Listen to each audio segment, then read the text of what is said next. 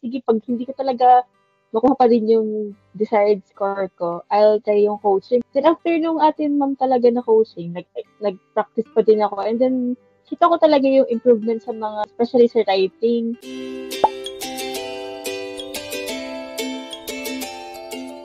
I took the PT academics exam for my visa requirements and targeting to get a superior for a better or much better points. Saan ka ba papunta, Miss Regine? Hopefully, in the future or soon sa Australia, ma'am. Pag nagpa-practice ka, Miss Regine, usually everyday kasi may work ka din, di ba? Yes po, every day.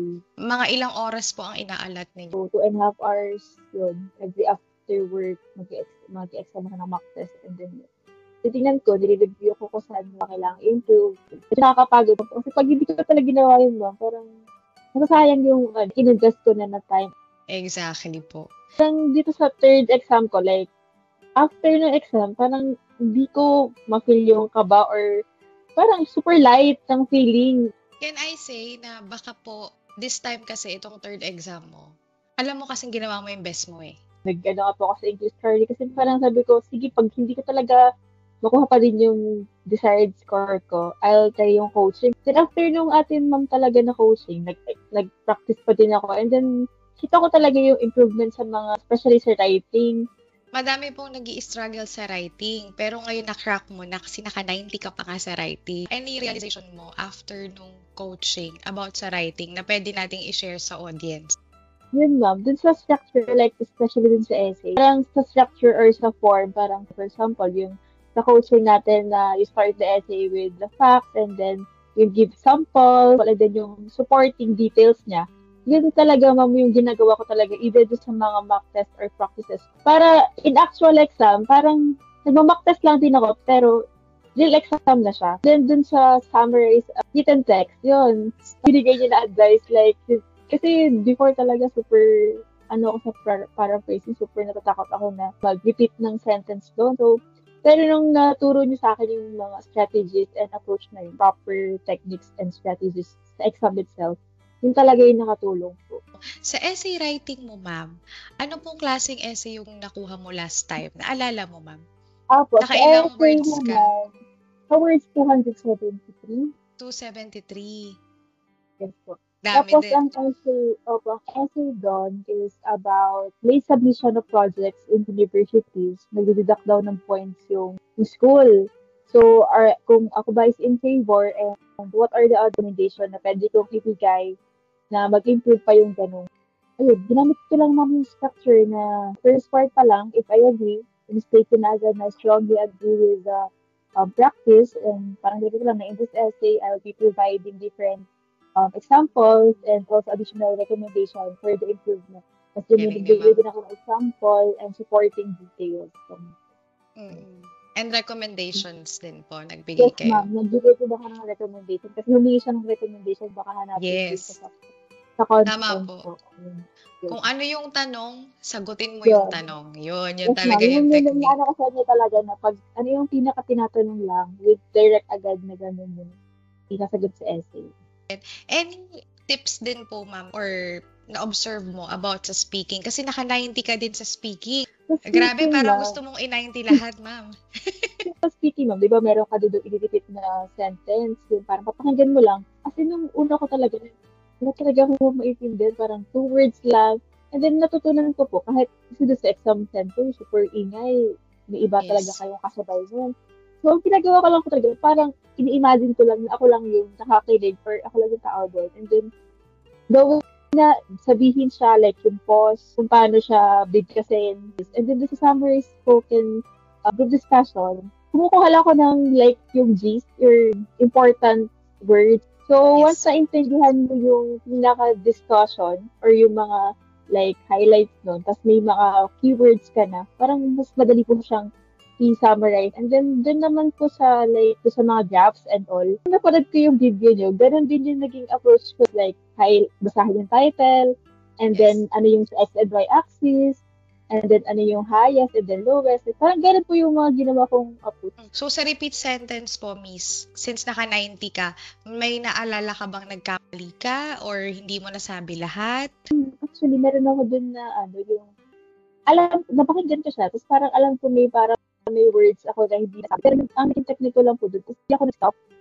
Parang kailangan, hindi ako mag-pause kasi parang, syempre po, pag nag-pause, parang isipin nila is hindi fluent. Tapos sabihin mo yung, nila, structure sa mind mo, and then i-continue mo lang yung sabihin mo.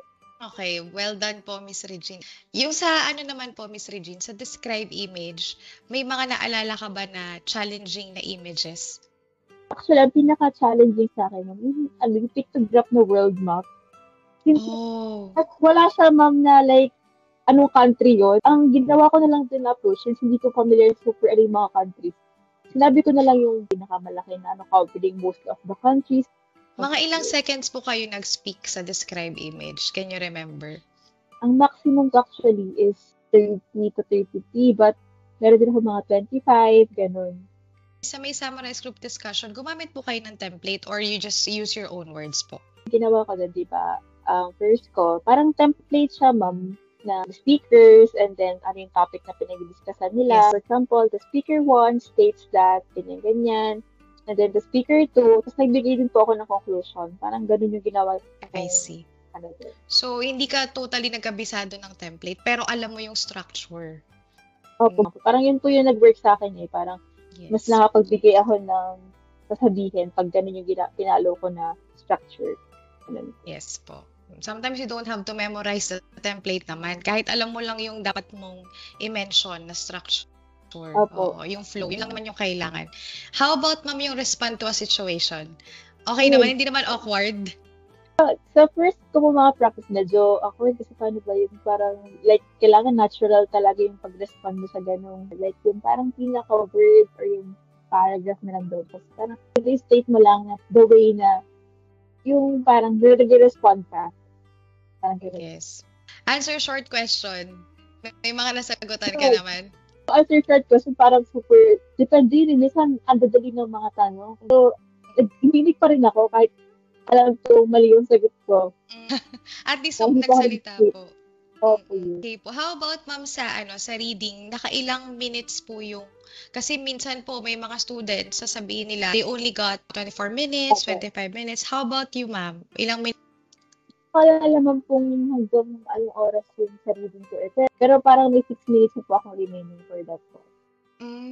I see. Which is good po. Ibig sabihin, nabilisan nyo yung pag-take ng exam. Kasi di ba po, ang first task sa reading is fill in the blanks, drop down. Opo, yes. Mahihirap ba yung nakuha mong drop down? Parang lahat sa drop down, possible na sagot. Parang iaano mo na lang talaga yung what this yung sa pinaka-paragraph. May mga ganun pong part. Kung meron naman pong madadali, tinagalan ko pa yung pagpili. Baka maubos ko ba yung oras ko. So, parang inano ko na lang talaga yung parang gut feel. Kasi yung talaga yung right word.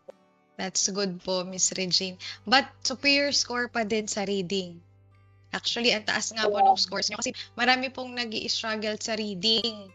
No? So, yung iba na-achieve na nila yung ibang module. Sa reading na lang sila nahirapan. Pero sa'yo po, exceed mo pa yung superior score ng reading. So, congratulations po, Miss Regine. Kamusta naman po, Miss, yung summarized spoken text sa listening?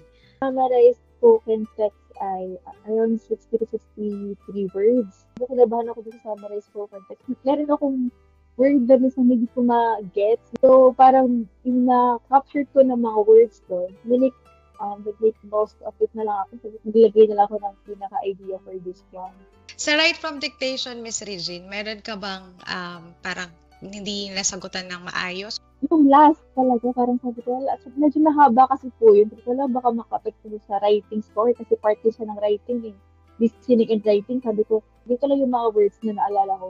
Pero sure, ma'am, yung sa last question, parang hindi siya like super same nung sa listening or naparinggan kong. Miss Regine, meron ka po bang gustong ibigay na parang general tips sa mga students na nagpe-prepare for their PTE exam? For me po, di ba sa akin sa first, parang lang ako learn.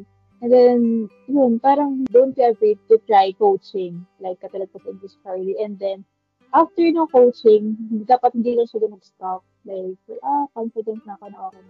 You should also practice. So, discipline din sa pagpa-practice. And then, yun. Parang possible naman talaga na ma-achieve mo yung score na gusto mo as long as you try or you put effort to it. Hindi ka lang mag-stop na maturuan. Dapat yung natutunan mo or naturo sa'yo is i-practice mo.